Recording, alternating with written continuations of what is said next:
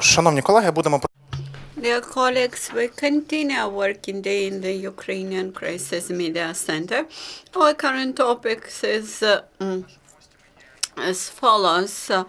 Draft law on the temporary occupied territories, risks of further isolation. We have Mr. Grygoriy, Nemyrya MP, head of the Parliamentary Committee on Human Rights, Ethnic Minorities, Interethnic Relations, Mr. Georgiy, Tuka, Deputy Minister on the temporary occupied territories and IDPs in Ukraine, Daryna Tolkach, advocacy coordinator, Charity Foundation, Pravo, Zahyst, Tamila Tasheva, founder and coordinator of the civil initiative Crimea SOS, Krista, Zongolowitz, Denmark Refugee Council, country director for Ukraine, and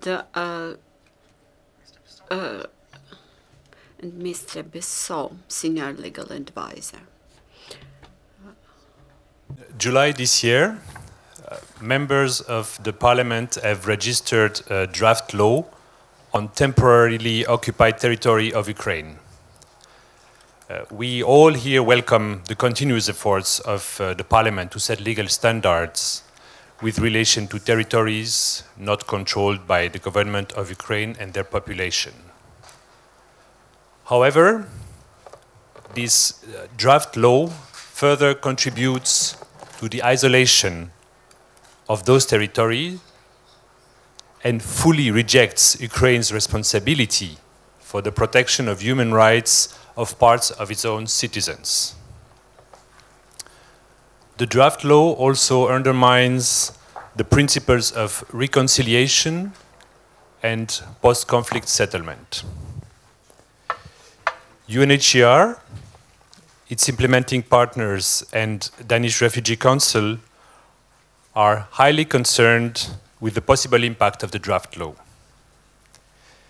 Indeed, if this draft law is adopted, restricted humanitarian access due to the full economic and transport blockade may lead to disrupted provision of essential supplies to inhabitants of non-controlled parts of the country, with a possible terrible human cost for the most vulnerable. This will also cause new waves of displacement. Furthermore, rejection of all responsibility for the protection of human rights of the population living in territories not controlled by the government will lead to the breach of obligations of Ukraine under international treaties. The draft law also envisages the situation after deoccupation, but with reduced civil and political rights for residents of the deoccupied regions. This will result in political exclusion and challenges in adaptation and reintegration. Inadequate reconciliation measures also bear the risk of increasing social tensions and further discriminating against parts of the citizens of Ukraine. We therefore recommend the Parliament and the government of Ukraine to look for approaches that will allow reconciling state security and human rights obligations of Ukraine. We also recommend to consider involving in the discussions foreign experts, civil society members, and international organizations with vast experience in post-conflict setting, as well as reconciliation efforts. We are glad that the Ministry of Temporarily Occupied Territories and IDPs is already contributing to the work towards reducing isolation of territories not controlled by the government and their population. I now want to specifically thank my colleague, the Deputy Minister Georgiy Tuka, for his support and contribution in that sense. And I will give him now the word. Thank you.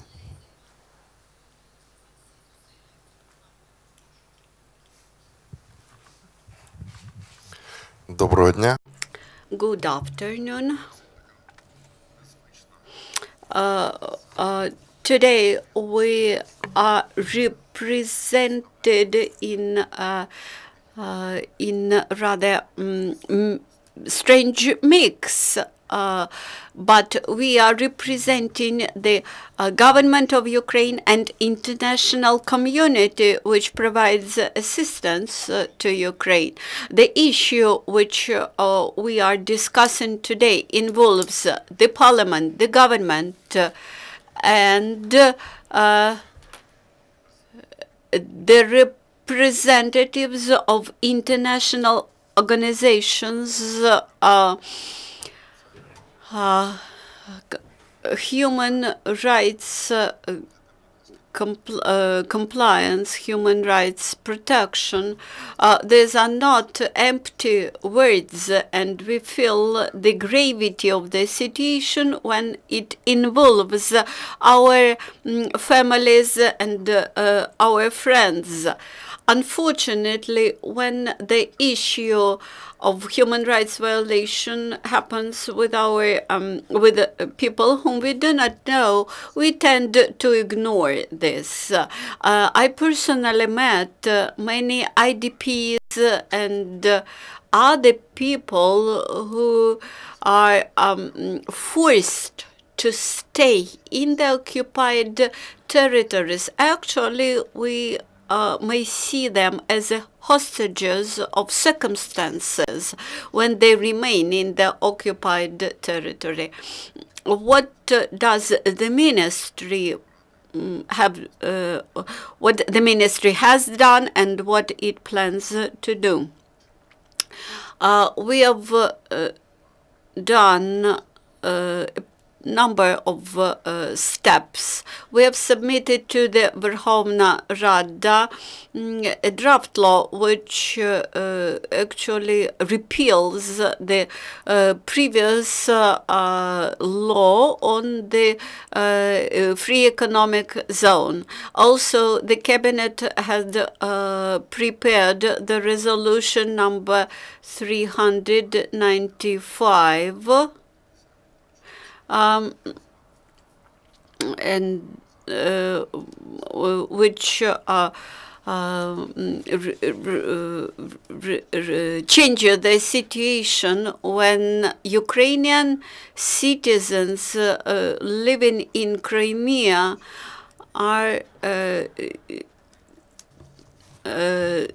seen as non-Ukrainian citizens or non-residents of Ukraine and are subject to the procedure similar to the border crossing with the foreign state.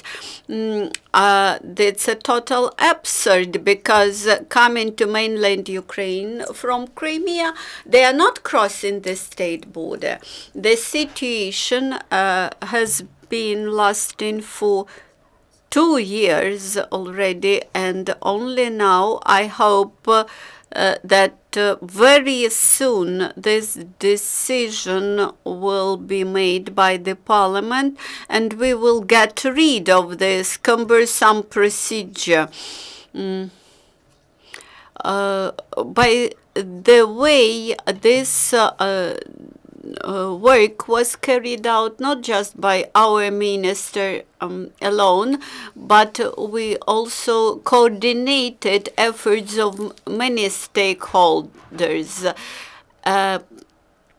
And we very closely cooperate with those people and organizations which are IDPs and which suffer from the situation. You might recollect recent situation of the Ukrainian military boat, which was attacked by Russian border airplanes. But in order to file a case to the international court, we have to collect evidences, we have to document facts. So in order to prove such a fact that Ukrainian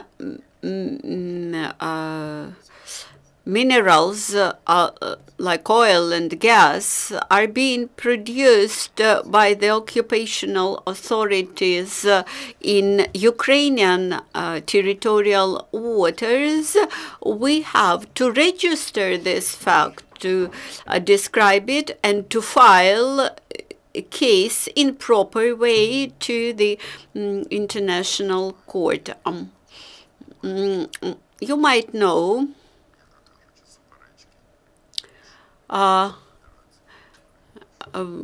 about the disputes between the Russian Federation and Ukraine as to the artistic heritage, historical heritage. Big part of Ukrainian historical and art treasures remained in Crimea, in the occupied territory, and unfortunately now we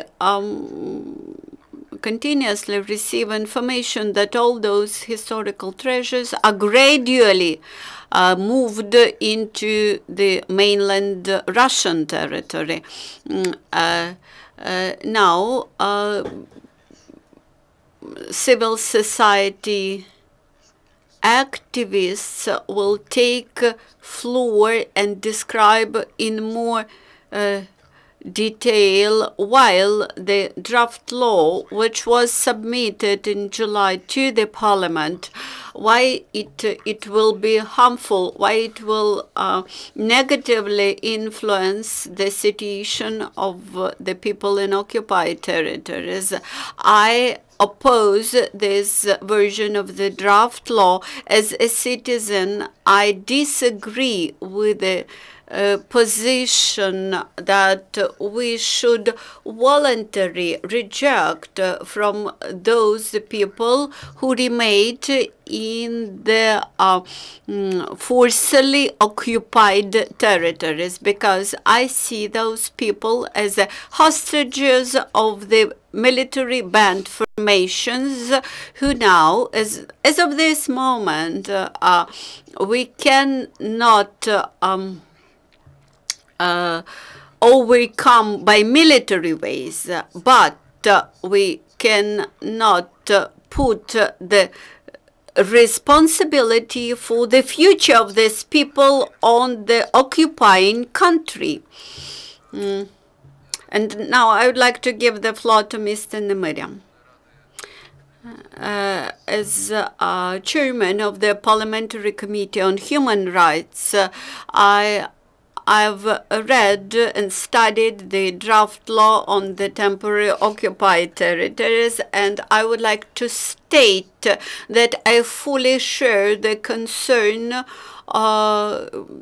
expressed by the authors of the official statement, which we heard at the beginning of our briefing. In case this draft law becomes the full-fledged law passed by the Parliament, I believe that those people who remained in the occupied territories, they are citizens of Ukraine, and the responsibility of the Ukrainian authorities and government is to protect their rights and freedoms and not to remain them without any support. I think that all the attempts to isolate or cut out Donbass, either at the legislative or at the administrative levels, considerably deteriorates Ukrainian position at the in the internal aspect and at the international arena. Our committee will be one of those committees who have to review this draft law. I've written official letters to chairmen of all the committees which will review this law. Also, our committee plans to have a site meeting in Luhansk Oblast and to compare the situation in Luhansk Oblast with our opinion produced after the visit to the Donetsk Oblast in April this year, and later to devote a special day in the parliament to discussion of the human rights of people in the pre-occupied territories, in Ukrainian controlled areas, and in the occupied areas.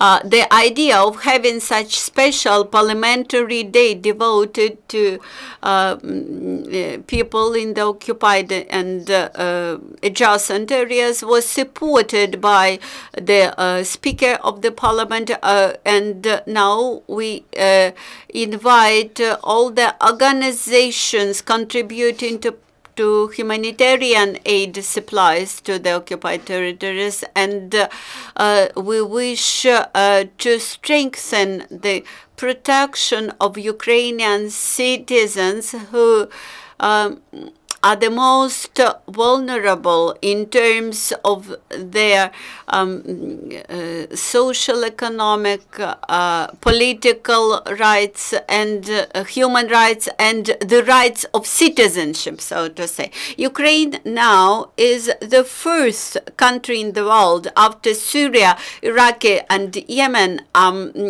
in terms of, and the fourth is Ukraine in terms of internally displaced persons, in terms of their numbers. This phenomenon of protracted displacement should become the bell tolling for all those who whose responsibility is to develop the international policy and domestic policy. And here I would like to use the opportunity and express our gratitude to the representative of the UNHCR in Ukraine, to the Danish Council, Danish Refugee Council working in Ukraine, who continuously keep this issue in the focus of attention. Also, I would like to express my hope that the Cabinet of Ministers of Ukraine will timely respond to the suggestions from NGOs about procedure of pension payments, social fee payments, and that the government will introduce real radical changes to these procedures, because here we need to provide services to Ukrainian people, and we have to protect the rights of these people. So the parliament and the government at the level of legislation should make everything possible to ensure all these rights. I hope that when the draft law on the occupied territories would come to the parliamentary committees, our MPs will support this position and do everything possible. I invite to the microphone Ms. Daryna Tolkach. Good afternoon. I'm very grateful to all the participants of this event. On behalf of civil society, I would like to say that it's extremely important to keep an eye on the draft laws of the kind when they come to the Parliament. The lawyers whom we involved on discussion about this draft law,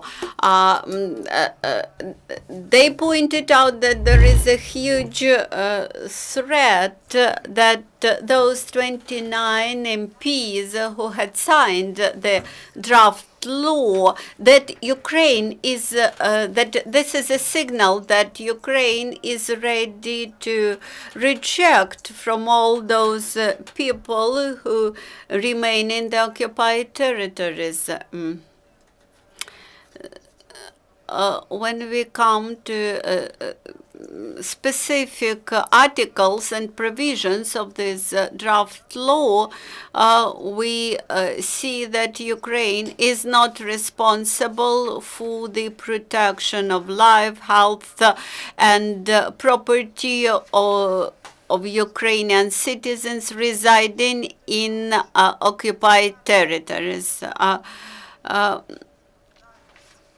First of all, it's quite surprising that the national law puts responsibility as to its citizens on some third party, on the neighboring state. Moreover, this draft law puts on the Russian Federation the responsibility to pay pensions and social fees to those people, Ukrainian citizens who reside in this territory. Actually, thus, we reject from our constitutional obligation to pay pensions and social fees to these people.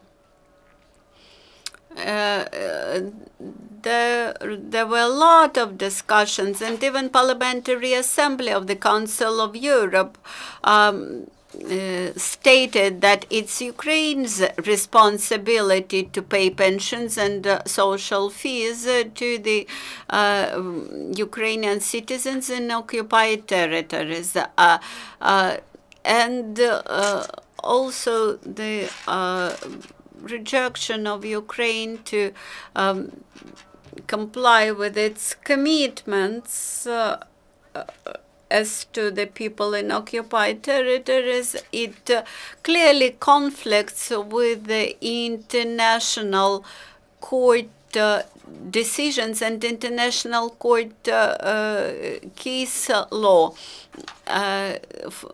The conventions clearly put responsibility on the state to be responsible for violation of human rights of its citizens in the territory of this state. And if we insist on our territorial integrity, then we should be responsible for human rights of those people too. So we, as a civil society organization, would like to ask the authorities to take into account the international commitments made by Ukraine, Ukrainian constitution, when they make such, when they draft such laws. And now I would like to give the floor to Tamila Tasheva. Good afternoon, dear colleagues. I'm grateful to all the speakers. We have heard many statements today, and I would like to add to all that during the last 2 years of the occupation of Crimea and annexation of Crimea and occupation and war in the east of the country, we failed to develop a strategy how to deal with all those people. Instead of this, we see a set of laws or draft laws which try not to protect human rights of people in that territories, but to repress the human rights. We have heard about repeal of the law on Crimea as a free economic zone. Also, the new draft law, which now is under scrutiny in the parliament, which was signed by 29 MPs and some other our colleagues supported it. It clearly shows that Ukraine tries to put responsibility for human rights on Russia. The provisions in this draft law are controversial from Ukrainian legislation point of view and from international legislation point of view. When we come to Crimea, then in Crimea, Russia as an occupant country is fully responsible for those people who reside in Crimea. But now, after 2 and more years of occupation, Russia does not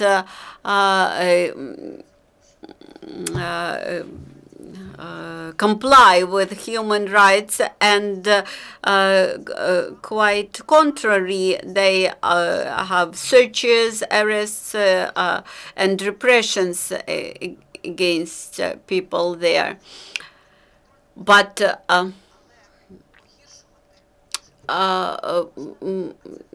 we cannot make the situation of those people even worse, because having passed the law on the free economic zone Crimea and about the procedure of passing the checkpoints, it deteriorates the situation of those people. The draft law, which was now submitted to the parliament, it is not aimed at supporting people who live in the east of Ukraine or in Crimea, but it makes the situation for these people even worse. In case this draft law is passed and becomes a full-fledged law, and thus Ukraine will reject from its would reject from protection of all human rights, this may result in strengthening of repressions against Ukrainian citizens in Crimea and in the east. This would cause the new wave of migration. Currently, we observe, by the way, the new wave of migration from Crimea. And this will worsen the situation of those Crimean residents who moved from Crimea, and even institutions. The situation with Ukrainian higher educational institutions which moved from Crimea is also rather bad. This will also worsen the situation of Ukrainian citizens living in occupied territories. We see examples when Crimean residents attending mainland Ukraine for issuance of documents, they more and more say that we feel weaker relation to Ukraine, so we need to prevent. The Danish Refugee Council echoes the serious concerns already put forward. In addition, as an international organization which delivers a wide range of humanitarian assistance, we have particular concerns with this draft law, specifically as regards the proposed restrictions on humanitarian access. Humanitarian assistance, both now and after the conflict, spans a wide range of services, from food and non-food items and repairing homes damaged by the shelling, the first things that normally come to mind, to non-tangible aid, such as assistance with access to justice and other social services, psychosocial support, and mine risk education. The draft law refers to humanitarian aid under an international convention which covers a time of conflict, not the post-conflict era for which the draft law is designed. Instead, there should be a strategy as to how aid will be administered after the end of hostilities. The draft law introduces severe restrictions for the entry and exit of all persons, and there is no exception foreseen for the humanitarian workers who are required for the delivery of all form of aid, both the tangible and the non-tangible.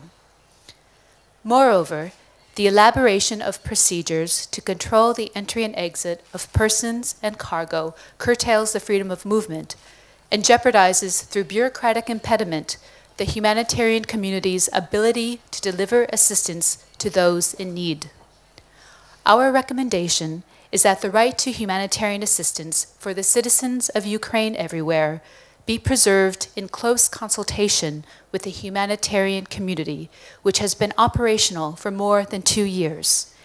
It is necessary to understand how the humanitarian system functions in order to legislate it.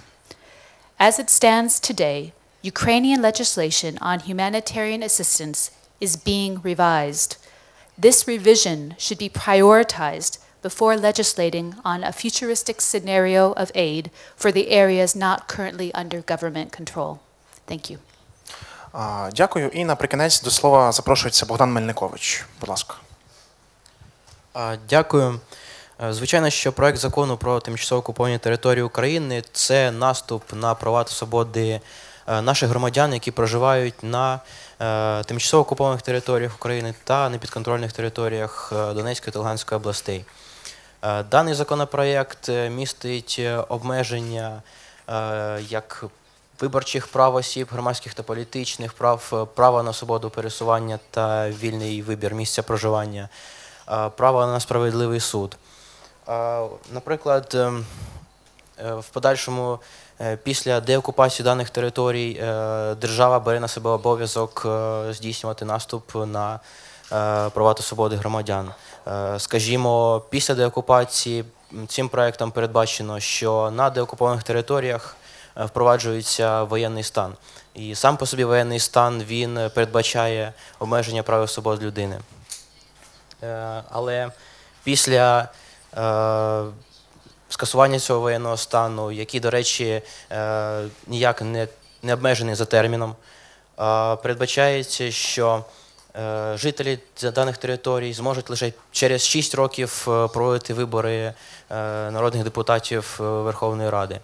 А лише через 4 або 6 років після скасування воєнного стану жителі зможуть обирати депутатів місцевих рад.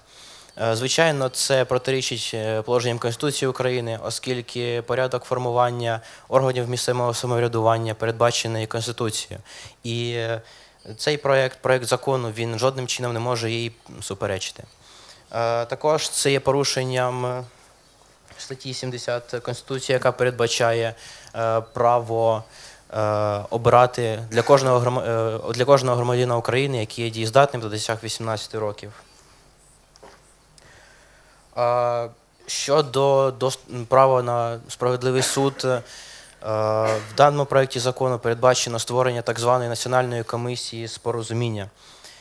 І якщо ми проаналізуємо положення даного проєкту закону, то побачимо, що дана комісія наділена повноваженнями карати людей за підозрою, яка не підтверджена жодним рішенням суду або жодною доказовою базою.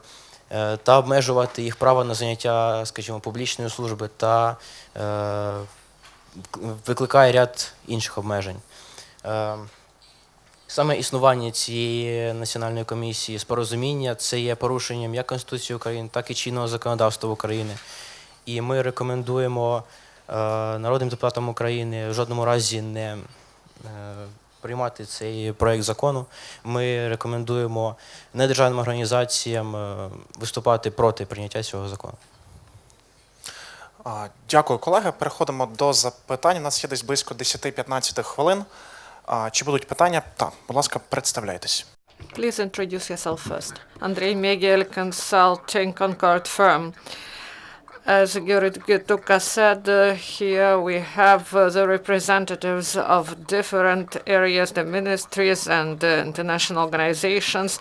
We can be against these laws and we can be the community that can provide an alternative draft law.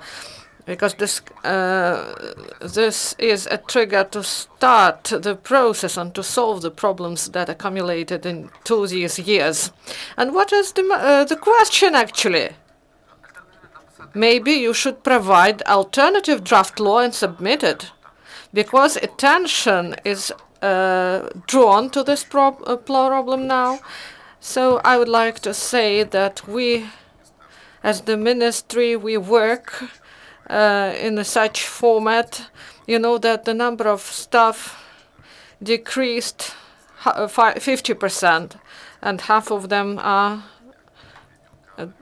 some accountants, some HRs, and thanks to our partners, and including those who are here with us in this hall, we created and started work. There are groups of experts that will help us to introduce changes to current legislation in six different areas. So the work has been started, and we are active participants of this process.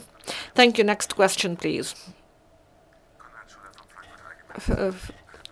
To Hugues Bissot, and again one to Deputy Minister Tuka. Mr. Bissot, you said you were grateful, you expressed your gratitude to the ministry where Mr. Tuka works. If I noted it right, you were grateful for already contributing to the reduction of isolation of the temporary occupied territories. So what does this isolation that is now being reduced, what are the elements of this isolation that you seem to observe there, and what role does the question of pensions play? And Mr. Tuka, just a follow-up to the question asked before, you say you are going to work on changes in current legislation. What exactly is going to be changed? And again, what do you plan in respect to the pensions problem? I thank you for your question. So it's a work in progress, and as it has been expressed by my colleague, the Deputy Minister Tuka, there is a working group that started working on developing legislation and standards in relation to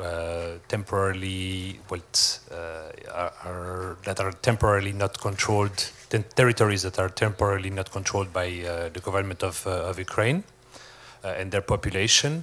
And we are part of the efforts started by the ministry.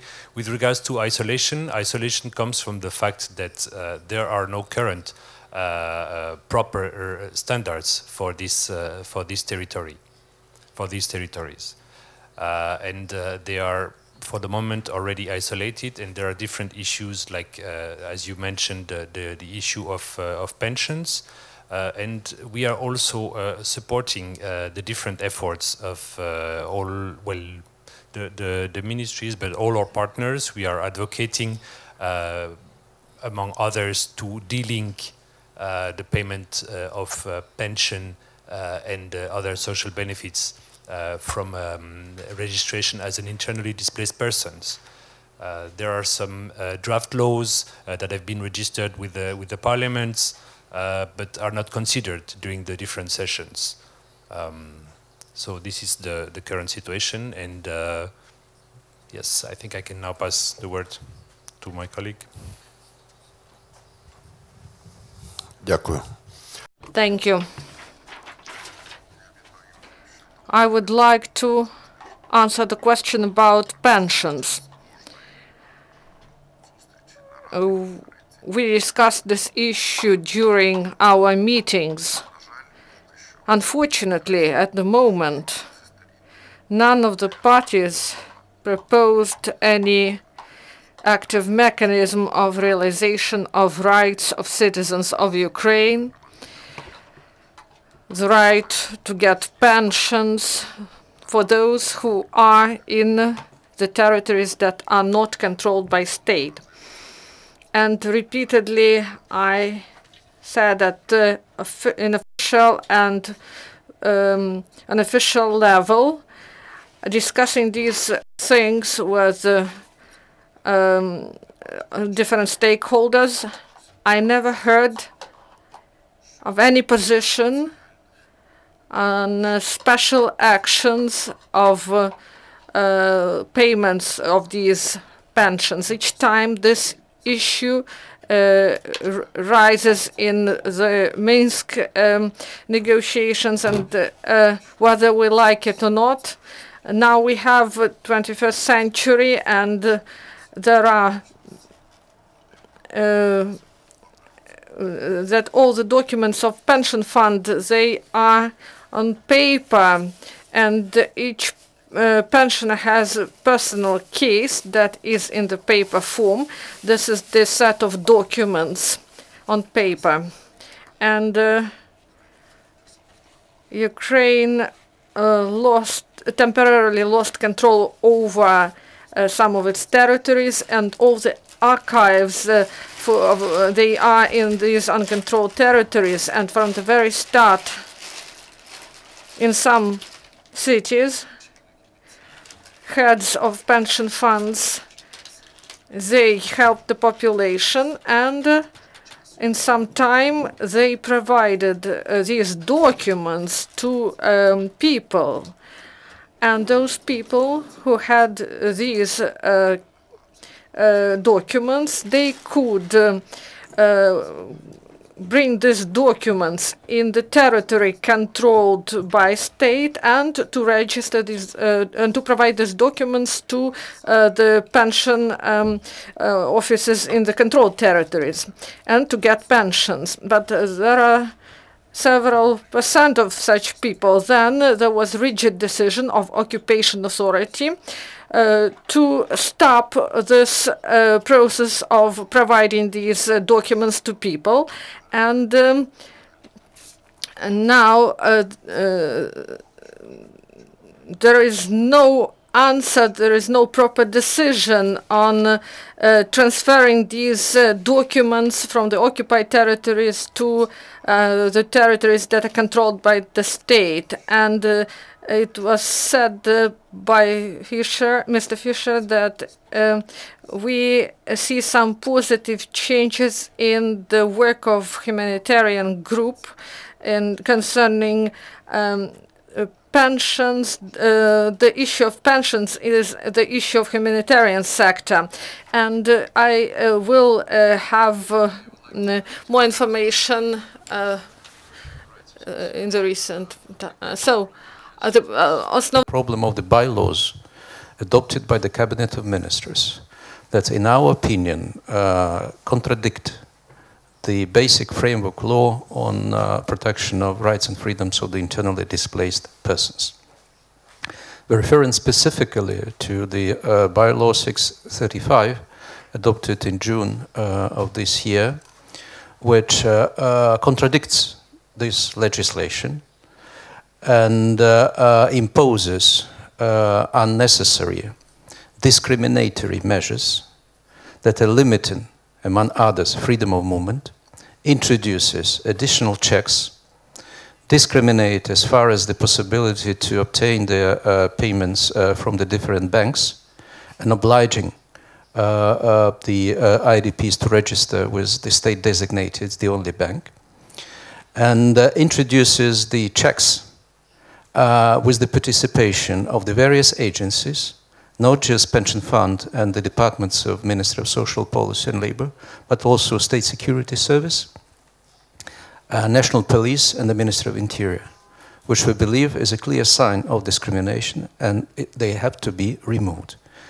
Several times, the Committee on the Human Rights addressed Prime Minister Groysman with the request to speed up revision of this discriminatory bylaws. And I'm very much concerned that so far we haven't seen any tangible measures taken by the Cabinet of Ministers to adjust bylaws to correspond to the law on the rights and freedoms of the internally displaced persons. Дякую, колеги. Чи є ще запитання або уточнення? Будь ласка, представляйтесь і адресуйте питання. Please introduce yourself. Dmitro Kostyuk, Political journalist. The question to Mr. Tuka. The question is, do you see the change of attitude of Ukrainians towards Donbass? Because sociological surveys show that the majority of Ukrainians, they feel that Donbass is lost and it won't return. And there is some isolation from Donbass, and some people believe that the situation will be better without it. Thank you for your question. So once again, I want to state that unfortunately, we are all victims of some information that is provided to us.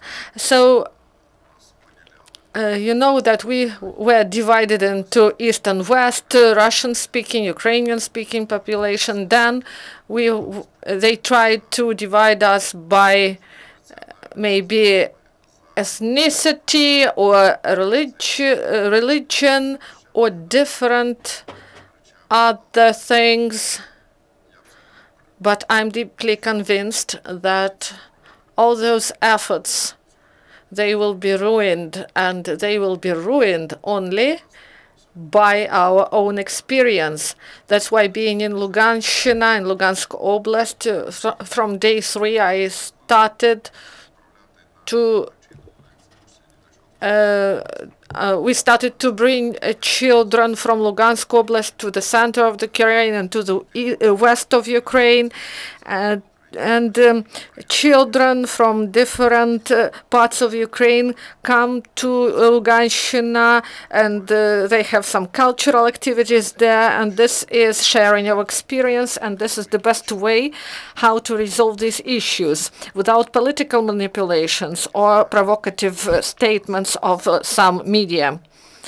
So this is the best way how to unite our country, and I would never agree that it will be better for Ukraine without Donbass. Maybe some politicians want to get rid of Donbass, but Ukraine needs Donbass. And I, as a citizen of Ukraine, I believe that we are a united country.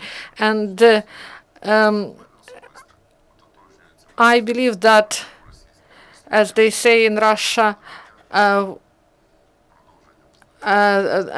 that it will never happen. We will be united.